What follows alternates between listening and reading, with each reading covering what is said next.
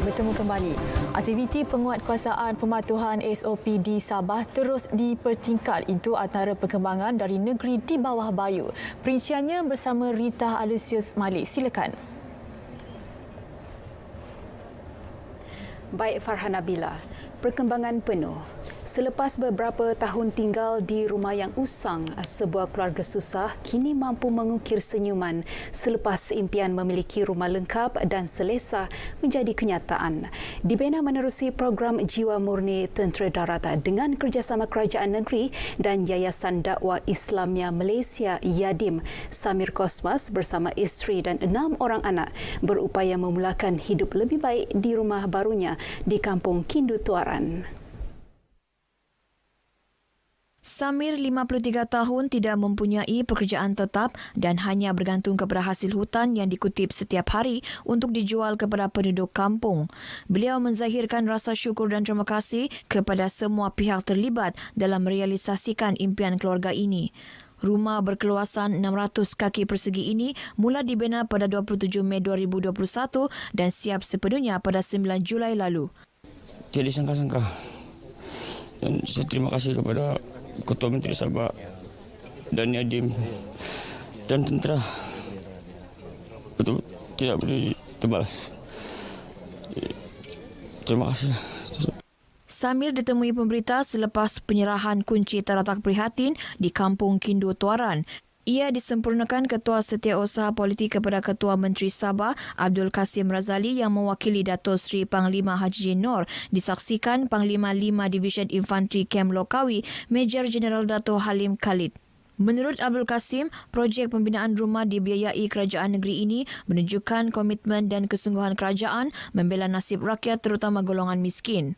Kita pada hari ini menyaksikan satu lagi usaha keprihatinan Kerajaan Negeri Sabah, khususnya Yang Amat Berhormat Datuk Seri Panglima Haji Nur yang prihatin kepada penduduk dan juga masyarakat kita. Turut hadir Pengarah Yadim Sabah Ustaz Muhammad Akmal Othman. Beralih kepada perkembangan aktiviti penguatkuasaan pematuhan prosedur operasi standard SOP di seluruh negeri. Sebanyak 31,163 kenderaan diperiksa dalam 113 sekatan jalan raya yang dijalankan pihak berkuasa semalam. Menurut kenyataan jurucakap COVID-19 negeri yang juga Menteri Kerajaan Tempatan dan Perumahan Dato' Seri Panglima Masdi Manjun, daripada jumlah berkenaan 68 kenderaan di arah berpatah balik. Sehingga semalam 61 hebahan telah dilakukan oleh pihak berkuasa melalui kereta peronda dan tiada sebarang tangkapan dilakukan. Manakala penguatkuasaan SOP di perairan Laut Sabah memperlihat 105 pemeriksaan dilakukan di pantai timur dan 21 pemeriksaan di perairan Kota Kinabalu dan Labuan oleh pasukan Polis Marin dan Agensi Penguatkuasaan Maritim Malaysia APMM. Bagaimanapun tiada tangkapan dibuat.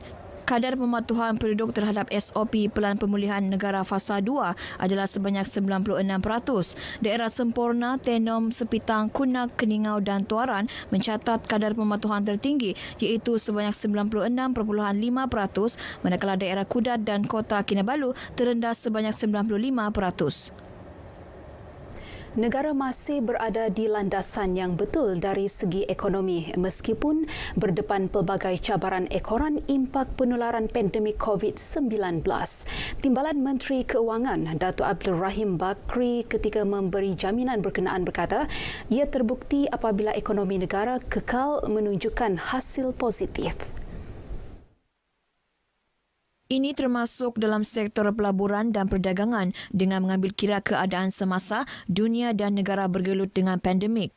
Dalam tempoh beberapa masa yang lalu kita telah meluluskan lebih kurang 160 bilion lulusan pelaburan, iaitu 100 bilion domestic investment dan lebih kurang 60 bilion adalah daripada FDI. Dan imbangan perdagangan kita juga dalam keadaan positif. Berarti ekspor kita melebihi import, iaitu ekspor kita lebih kurang 90 lebih bilion dan import kita 80 bilion. Datuk Abdul Rahim bercakap dalam Forum Naratif Ekonomi Negara berdepan cabaran pandemik Anjuran Perbendaharaan Malaysia Sabah secara maya melalui laman sosial Facebook.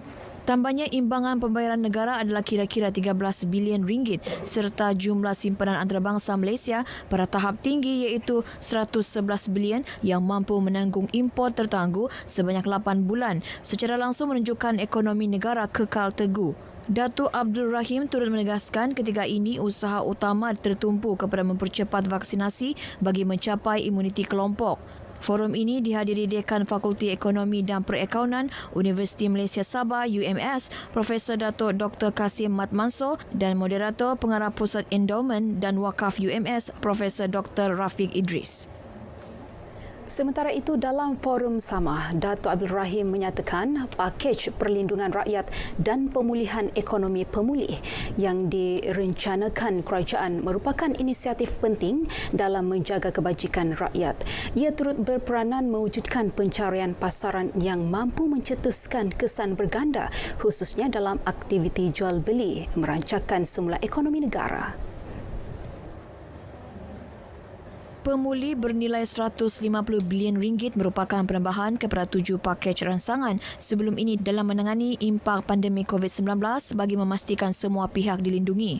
7 pakej rangsangan tersebut bernilai 380 bilion ringgit merangkumi pelbagai bantuan manfaat rakyat, peniaga dan industri. Kita telah menyediakan perbelanjaan yang besar bagi PSU ataupun program subsidi upah ini bagi tidak kurang daripada 15 bilion. Dan begitu juga kita menyediakan peniaga-peniaga kecil, kita menyediakan grant khas prihatin dan mikrokredit bagi peniaga-peniaga yang terjejas.